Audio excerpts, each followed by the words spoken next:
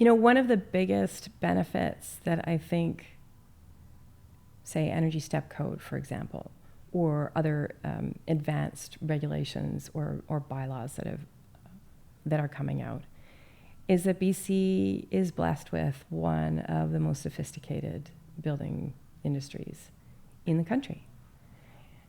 And if you look around at our buildings, somebody who's from Ontario, they came a long way from where they were in the 50s and the 60s. And that spillover from new construction is showing up in what the plans are for retrofitting, and even the kinds of participation that we were getting in this lab that we ran. There's this genuine want to contribute to this and to really see the sector rise to the challenge.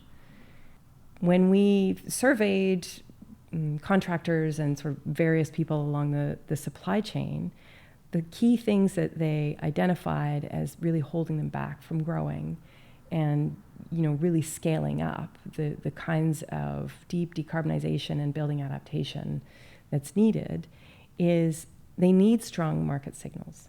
So the role of governments in setting a regulatory bar is really important for them. Otherwise, they're out there arguing for the right to be able to deliver better buildings. They're constantly pitching as opposed to doing the good work that they should just be allowed to do.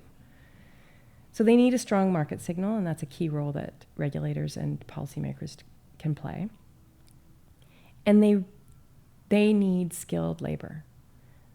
So we are, not just bodies to do the work. They can find workers. What they need is stronger skill sets. And if we think about 80% of the buildings that'll be here in 2050 are already standing. These are the buildings that are supposed to be protecting us as we watch climate become more extreme. Overheating is sort of the tip of the iceberg in terms of what's happening inside buildings and the types of failures and issues that people are facing in buildings that were built for mid-1900s.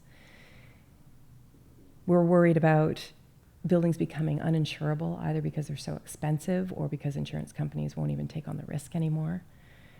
And we need to start preparing this industry, this sector, to prepare our buildings for the future that we're facing. And the strongest signal is going to be financial signals, and we need to also be really supporting their expansion and their growth and their upskilling.